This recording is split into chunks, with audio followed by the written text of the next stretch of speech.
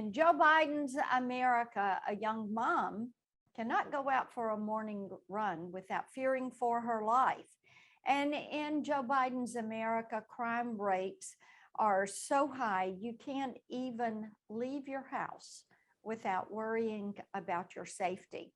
And in Joe Biden's America, Hunter Biden can get on a government plane and fly across the globe to do business with Chinese executives. And in Joe Biden's America, the FBI can send agents from Washington, D.C.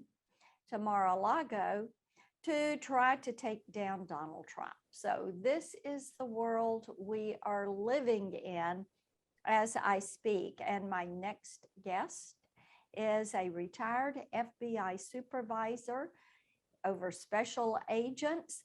And he's here to break down some of what is going on in America today. James Gagliano, thank you so much for joining us. Delighted to have you with us.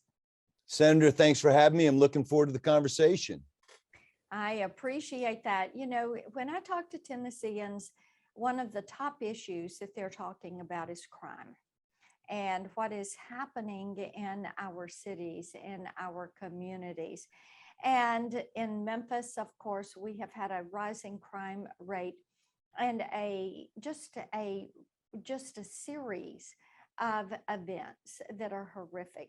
The murder of Eliza Fletcher. You also had the shooting spree that was carried out. You have had other shootings in that city. And Tennesseans talk to us about their concern about the rise in violent crime.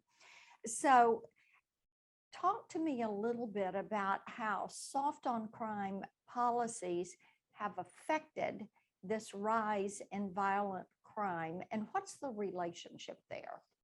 Well, Senator, I think to your point that there's a great relationship, and oftentimes people will suggest that causality does not equal correlation.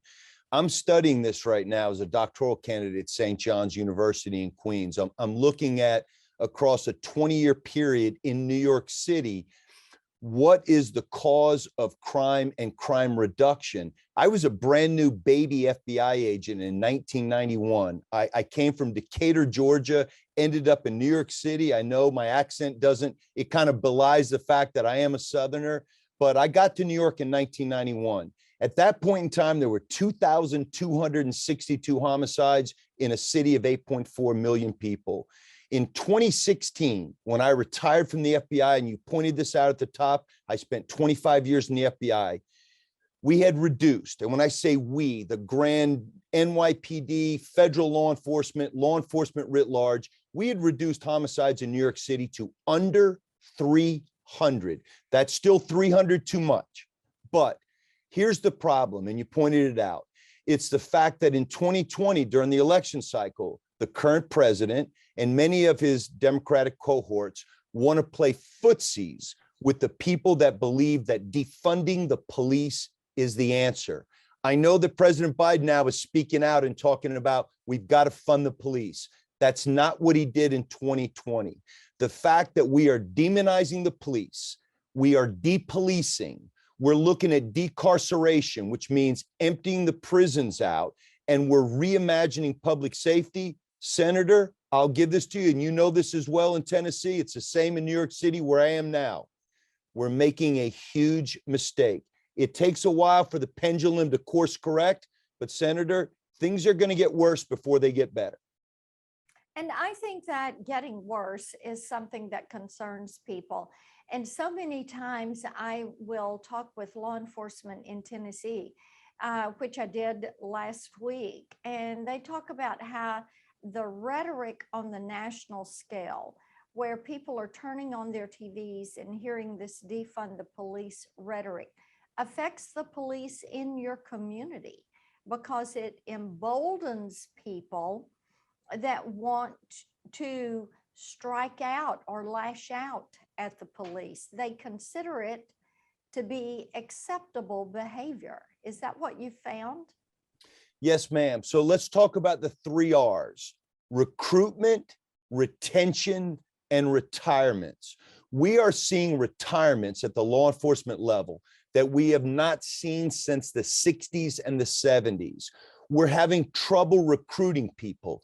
Who wants to come into a business where, look, as law enforcement officers, we are armed instruments of the state. We understand that our actions should be scrutinized to the highest level. But what's going on now is causing people not to want to come into the profession. It's making it difficult to retain the good police officers and law enforcement agents that we have. And it's causing people to retire in droves. So yes, ma'am, the rhetoric, does it have consequences? Absolutely.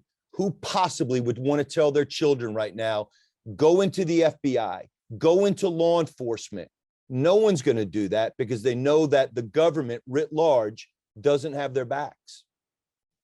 And it is so disappointing when I will talk with people who are approaching that retirement age. They've always felt so honored to be in law enforcement. Many people in law enforcement, I found, they really consider it to be a part of their mission in life, to serve people.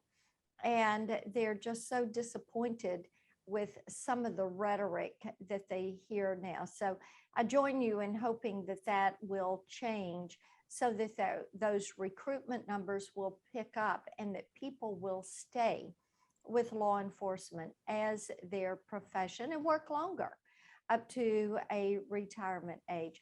Let me ask you about another thing.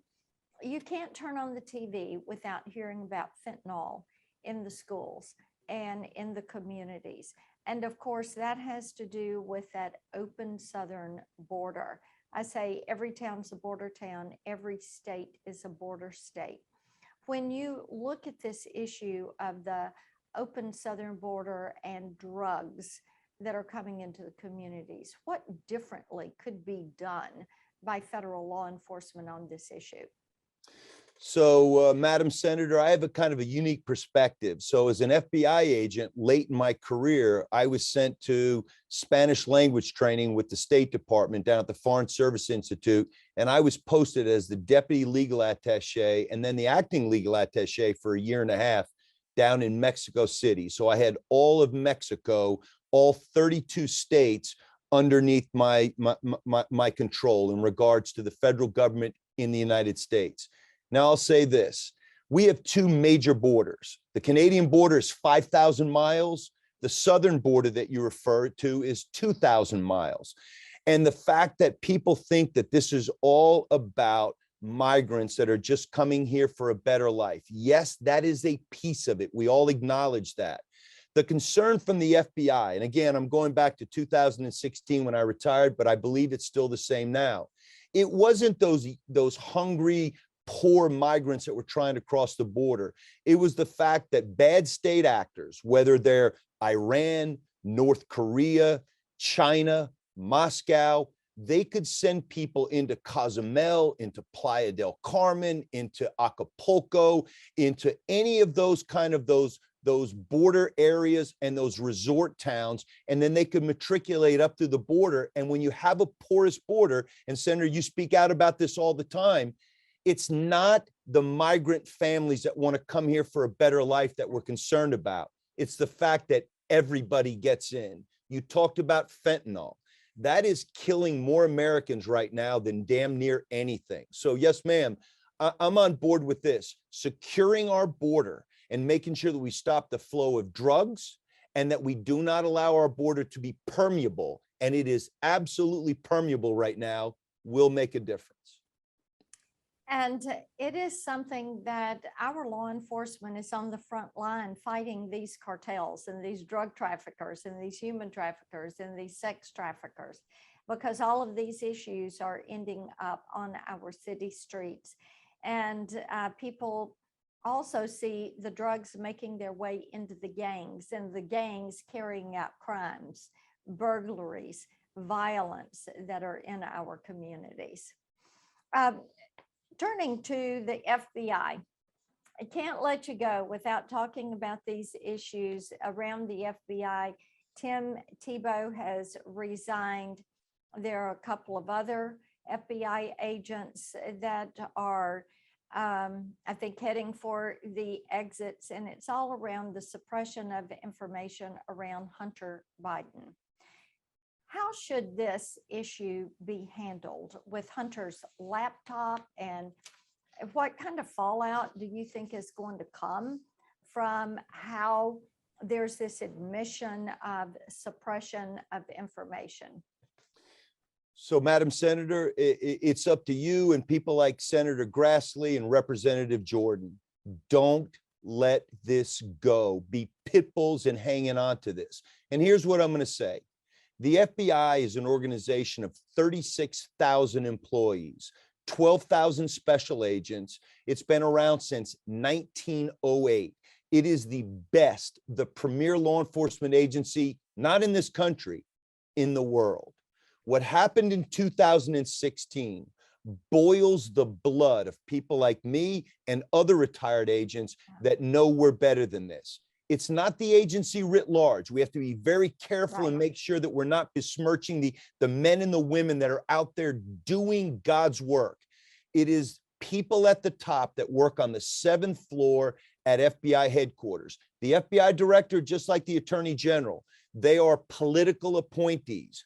They surround themselves, and unfortunately in recent years with James Comey and now with Christopher Wray, with callow, inexperienced, and in my estimation, this is the world according to Jimmy Gagliano, sycophants who will simply do the bidding of their master. Now, in this instance, you mentioned Mr. Tibble. Let's go back to James Comey. Why was it that James Comey leaked 11 classified documents to the New York Times? Not even himself. He did it through a surrogate. He didn't have the courage to do it on his own, through a surrogate to the New York Times. Nothing happened. Andy McCabe worked for me when I was the FBI senior SWAT team leader in their New York office, and then went on to move up to be the deputy director. Lied 4 times, 3 times under oath. Nothing happened. Madam Secretary of State Hillary Clinton, she ended up bleach bidding 33,000 emails, and she said they were about yoga pants and the plans for my daughter's wedding. Guess what? We didn't kick her door in Chappaqua, New York. We did that in Mar-a-Lago. And here's the problem, Madam Senator, the issue is the American people are upset, and rightfully so, that there is an unequal application of justice, disparate treatment, and that's where the FBI, it pains me to say this, has become a useful foil for the Department of Justice that has become politicized in the Joe Biden era. And, you know, I think that 2 tiers of justice, that political cabal, if you will, that is inside the FBI is something that is so distressing to people, because they revere the FBI and the Department of Justice and have always held it in esteem. And there are so many FBI agents that are working hard every day, exactly as you said.